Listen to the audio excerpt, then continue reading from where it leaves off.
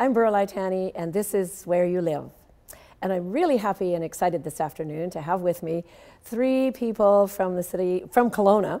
I have Ron Mattiussi from the city of Kelowna, Catherine Williams, also from Kelowna, but in charge of emergency social services or support services, and Travis Whiting, who is our Kelowna fire chief. Welcome to Where You Live. Thanks, Beryl. This is going to be about what a wonderful spring and summer, what a wonderful world we live in. Ron, you spent a lot of time in what we refer to as the EOC, which stands for? Emergency Operations Center. And what happens in the Emergency Operations Center? Who's there and why are you there? A lot happens when we have an emergency, when we have an incident, whether it's a fire, it could be a truck turnover on the highway with it could be all kinds of incidents. We activate what's called the Emergency Operations Center, usually through the fire chief or one of his assistants when a call comes into dispatch. And at that point, the director of the EOC, in this case it's me, but it could be anywhere in the region, it could be any of the city managers or chief administrative officers, come in, usually communications person comes into the EOC, there'll be a risk manager in the EOC, a planning chief, and starts bringing together a team whose job it is to assess what's needed. And our real role is to support the incident. So if it's a fire, to support whoever the incident commander, whoever's on the ground of the fire, and help supply them with whatever they need to deal with that emergency. And that, typically is things like evacuations. Mm-hmm. So at that point in time, they will say, we're in this area, there's a fire, I think we need to evacuate this particular area. And then we go in and start bringing in other personnel. And as that emergency ops center starts ramping up, you bring in logistics people, because the logistics team may have to bring in other people. They may have to bring in purchasing. We may have to buy things, more fire hose or whatever they need to support. Finance people, because somebody has to track the costs of these purchases.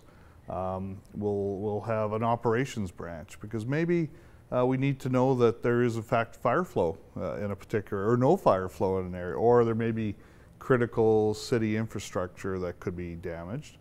So there's an operations. As that breaks and becomes larger, you could end up with, definitely the RCMP are always there, especially as you deal with evacuations, but you may have BC Ambulance. Right? And so you have a group that deals with that, they're called operations. You have a planning group that comes in and looks at the area to be evacuated, tries to figure out the addresses and comes up with those maps you see, creates the order that gets sent out. And then there's an advanced team that tries to figure out, with information from the site, where is this going? Is there more areas going to be effective? So we could start out with 5 people in that EOC, and if the incident, as it grows, and if it grows, we could scale up to 40 people, each with a very distinct job, each trained to be in their job. And what was the biggest challenge for you in the EOC because we started off with flooding.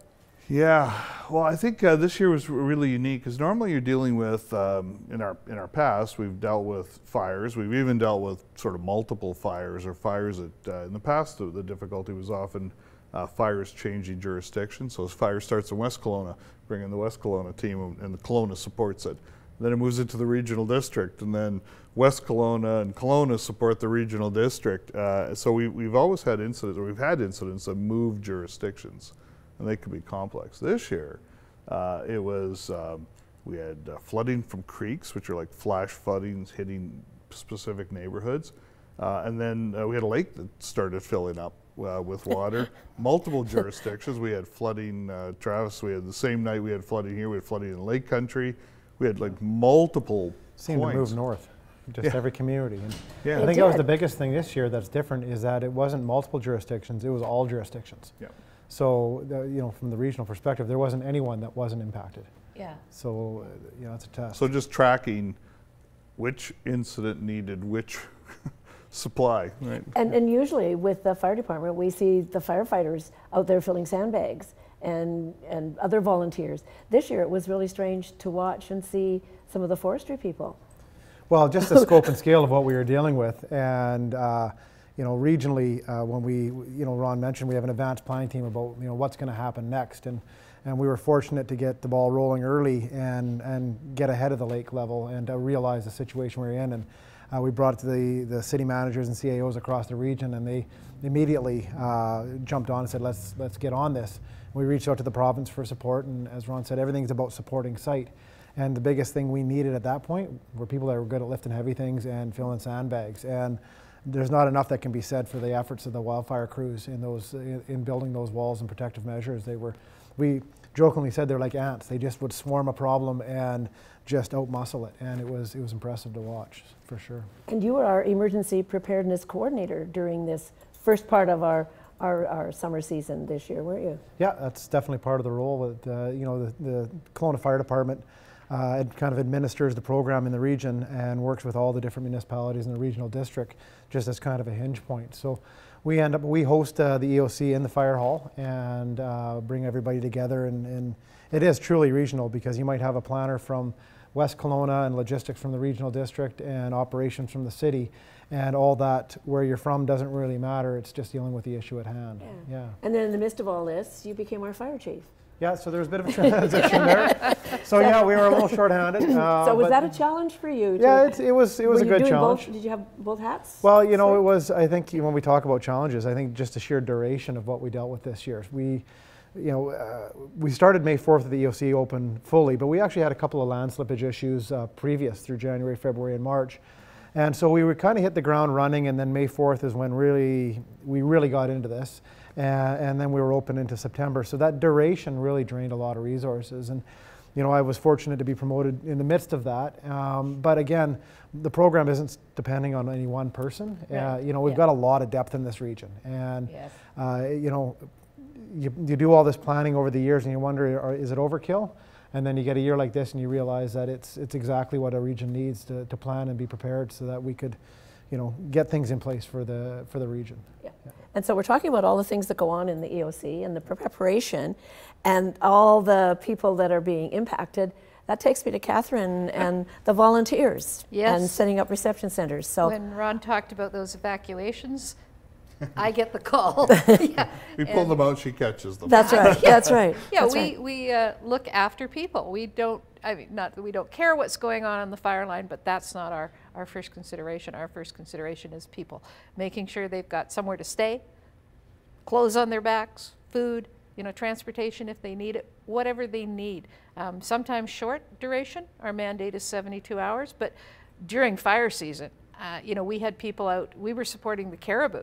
That was a strange event. We had no actual fire. Well, we had some fires in our region, but the biggest one was the caribou, which was totally out of our region, but people came down to the Okanagan, friends, family. They had places to stay, but they still needed support.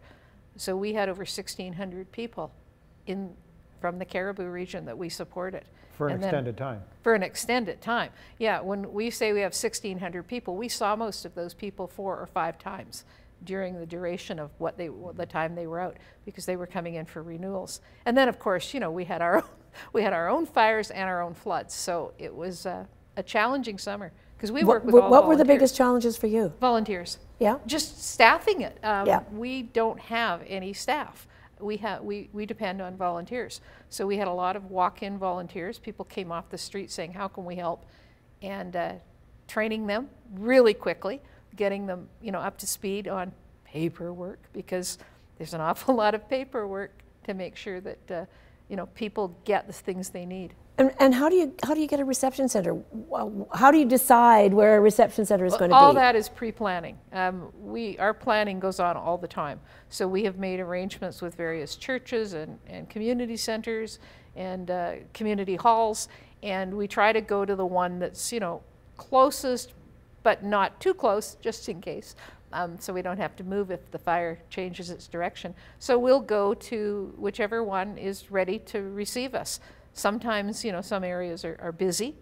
You know, they have something else going on, so we can't go to them. So we have about 20 places that have agreed to be our reception centers. And there's a lot of interaction. I mean, that's the thing, you know, so Catherine will be in the EOC as we get the logistics, as we know that something is spreading, of course, and she knows, so that her team knows that maybe there's 2 receptionists, you know, maybe there'll be 2 reception centers, and now so there's a lot of interaction. They're a separate unit but connected, right?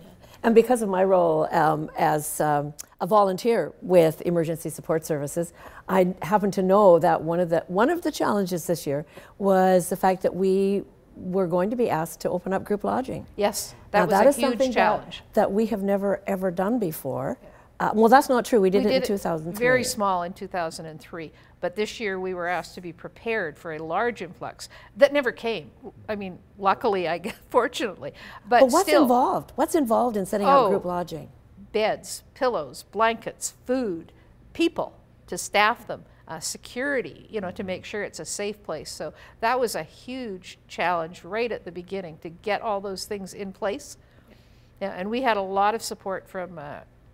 I was saying the lady from Victoria, from, you know, people from outside the region came in, and she was really supportive of ESS to help us with those logistical things, getting all the stuff we were going to need, because we didn't have it. We didn't have beds. We didn't have, you know, the things. That's where the EOC kicks in, and Yep. we have a logistics team, and so we ended up with about 5 schools, 3 that we ended up setting up beds in, and then staged back down and into sea cans, and kept them available pretty much through the summer, and the school district really stepped up and assisted and made those schools available for us. Yes. And it's fortunate that, you know, for the most part, people are able to find friends and family, and you know, I'm from the Cariboo originally, and so I knew a lot of the people that were coming here, and there's a lot of connections between Kelowna and Kamloops and Williams Lake. So a lot of people have people to come and stay with, which is excellent.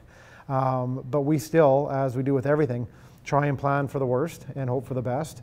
And so we had quite a lot of group lodging set up and ready to go. But as you say, we didn't end up needing it, which was great. Which was marvelous, and we were so well supported. For example, by the Salvation Army, we used them for the entire, well, most of the summer as our main reception center. They also brought in their food truck had already gone to Williams Lake to support the fire guys, and we were thinking, well, if we have group lodging, we got to feed them, and they brought a truck up from Chilliwack just to feed our people, just in case. As it turned out, we were able to send it home after 3 days. But the support from the community is marvelous, and it was provincial wide this year. That's how the whole system works. And again, it all comes back to that, as Ron said, right at site. That's where decisions get made and the needs get identified. And then every level above that is just a level of support. So we try to support the scene, try to support the volunteers in Catherine's group. And when it gets beyond what we can grab from local resources, then we reach out province-wide, and the province assists us with getting resources from out of region. And when you look at the impact this had on our volunteers this summer, and the significant hours put in by volunteers, and luckily lots of recruiting, lots of walk-ins, which is amazing in a community like this, that people really step up. And I think you, Ron, you probably recognize it because this community went through a large event. We heard lots of comments that people wanted to help because people helped them when they were in times of need. Absolutely. So it was a big step up. We saw that in 2003. I mean, as it became bigger and bigger, the volunteers literally were the people evacuated. Oh, and that happened this summer, who too. stayed, right? Yeah. And said, well, I'll help. There was a couple of people in the reception center, I remember, who actually were evacuated and said, well, we're here. Yeah, might as well help. We might as well help. Yeah. And you mentioned something about food, feeding all these people, both of our volunteers and the people in the EOC. Our volunteers were fed so well this summer. Am And I I think allowed, the EOC am I was allowed too. to give plugs? You know, like we found the best caterer. Yeah. It's important though, because when you're working those long hours and you're putting that in, it's part of the health and wellness of your volunteers. Yeah. And we do the same thing in the EOC, that if you're going to be in there for 14 hours a day or 12 hours a day, 4 or 5 days, 7 days a week, whatever it is, if you're just eating junk food, it really starts to wear. And when we were open for 4 months, people would be worn down. So it was one of the things we saw that we haven't seen before. We did laundry day on the vests. You know, That's right. Right? Oh, like, hey. regular, you know, usually at the end of the event we take them out, but here we were in regular rotation. We were wiping down, doing lots of cleaning and lots of changing staff out and trying to bring in healthy activities. We had human resources reaching out to volunteers and to staff to ensure that they were getting the support they needed from a mental health standpoint. So all these things that when we're open for 2 or 3 days or even a week, it's, you know, your adrenaline kind of gets you through that push. When you're open for 4 months, you got to start realizing you're in it for the long haul. That's right. Yeah. Well, reception center was open 82 days. 82 days this summer. That's the longest we we've shut had. down, and we had little periods of being shut down. We actually had a 20-minute turnover one day. We had to move from the Salvation Army to Willow Park for the Philpott fire, and we actually shut down and we're out in Willow Park registering people in an hour and 10 minutes. I stood there with my mouth open. Like I was amazed how organized the group was to get that kind of movement really so quickly. And I think both in your role in the EOC and yours as well, and ours as volunteers, we've had so much experience doing this. We can get set up, and I think we are a bit of a envy in the province of how good we are at doing what we do. Well, I think we have so many events because we do it regionally, so that every event that happens in this region touches the regional program. And so there's two sides of that. One is that there's lots of depth to the team, but the people in that room have experience. And what we do is we bring the experienced people in, and then if we have new people that are interested, we bring them in to mentor and train, kind of like you did with your volunteers this year. So going into the next season, there's some succession. And you're right, we are the envy of the province as far as the depth that we have within our EOC. And even as tested as it was this year, it stood up, and it was amazing, the staff that came through there. And what was incredible was the dedication that the staff and the volunteers had. Like, they weren't in there to pass time; they were there because they wanted to make sure they were having an impact and doing things right. And I think it served us well in protecting us against the flood, and then in the multiple fires that we had kind of in between. That, while we have an EOC open for this major flood event, we had to also manage these fire events without losing the focus on both the build of the sandbags. And I think the tough part too was we got to the top of this flood, which was a wall to climb, and then we had to clean up.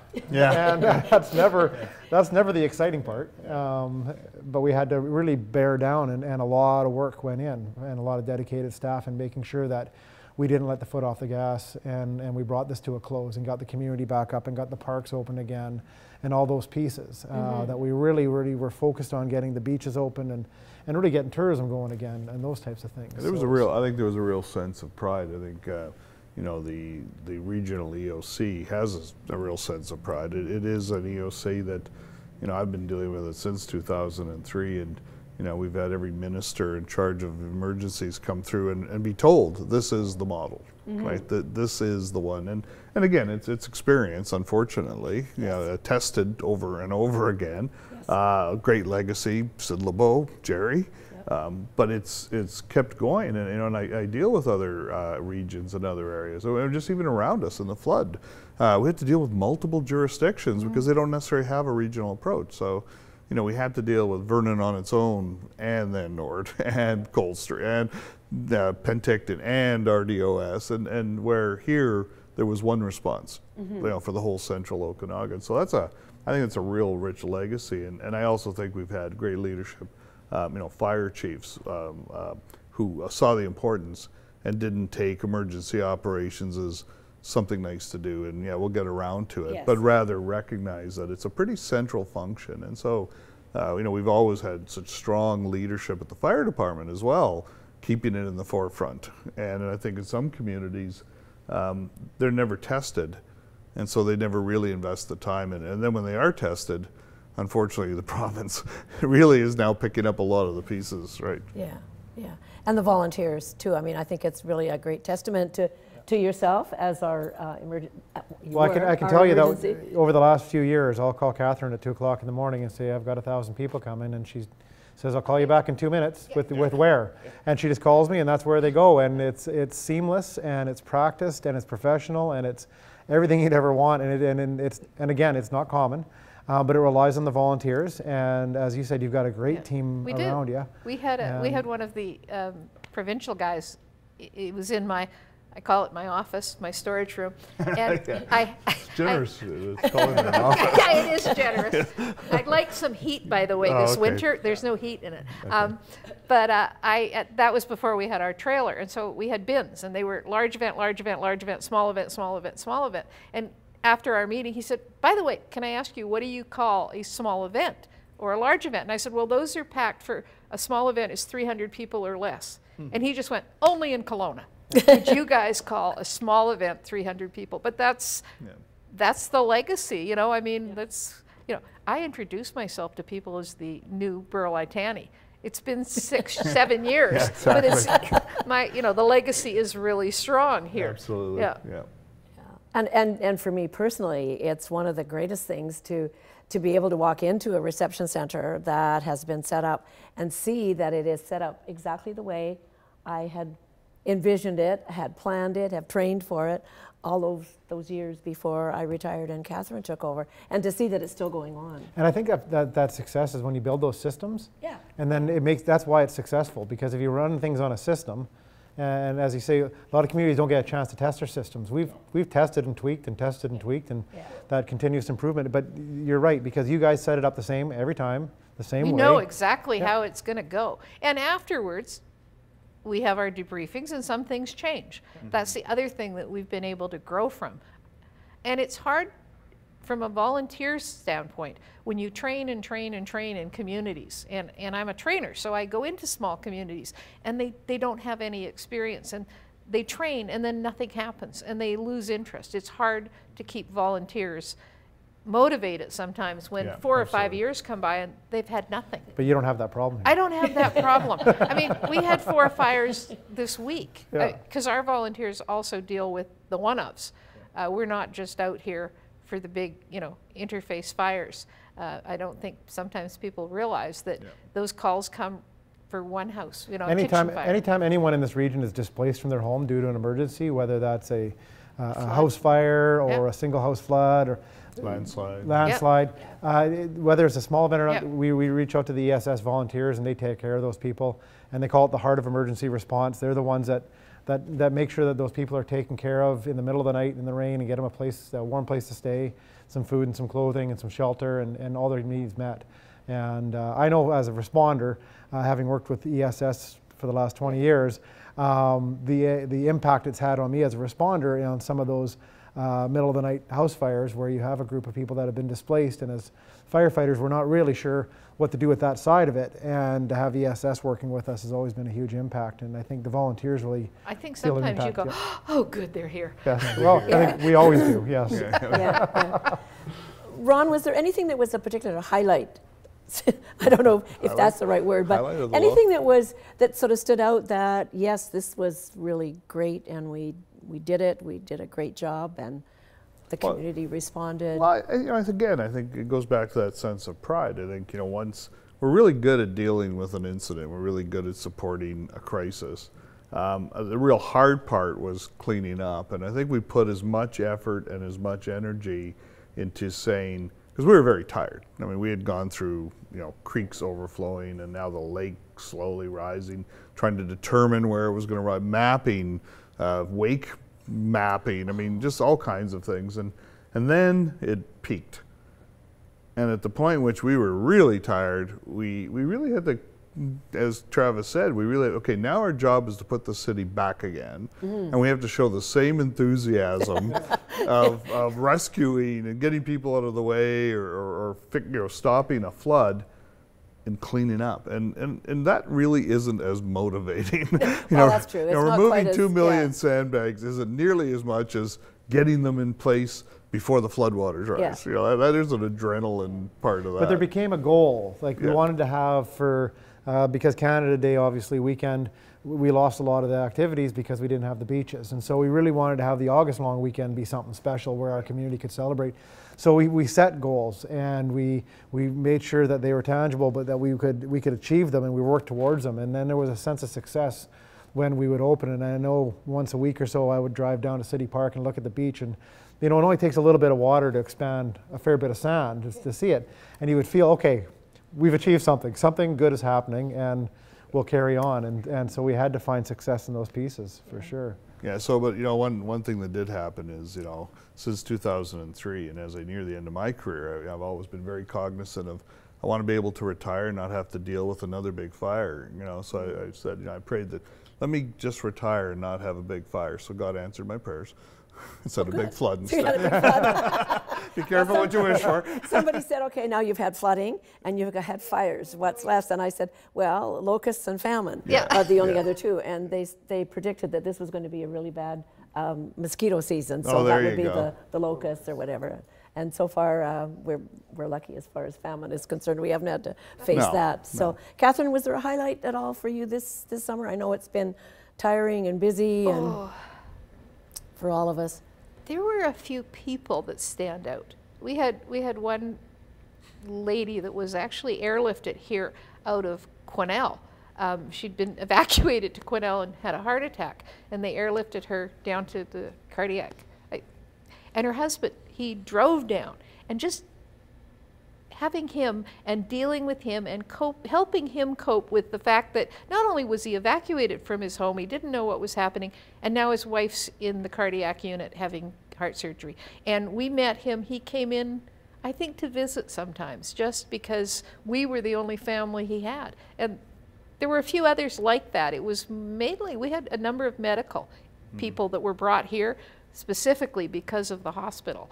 And, you know, we had a couple of people in the cancer ward, so we had their family members, and dealing with those people was, I don't want to say, well, I guess it's satisfying to know that you've made an impact, that you've helped someone, because they had no one else.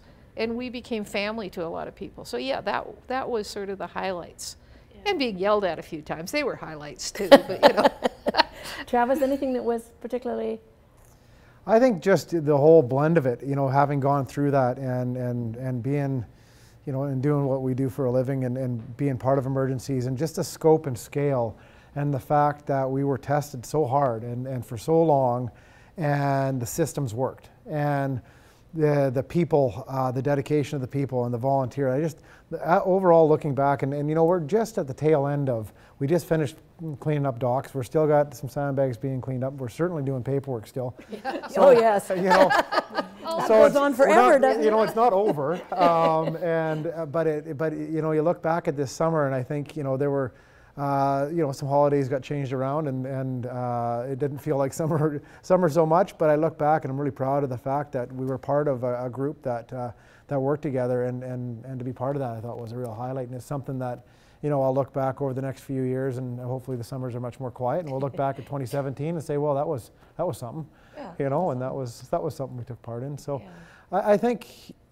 I think just the fact that the multiple events occurring through the region, and the way our crews, that the fire department stepped up through the wildfire season and assisted, you know, it just everyone, it was all hands on deck. So I thought that was pretty cool. Well, great, Catherine, Ron, Travis, thank you so much for being here today, and for, I think, giving everybody a little bit more insight into what happens when we do have a large emergency, and that there are people on deck, and or a small one, or a small one, or a small one, or a small one, any kind of an emergency.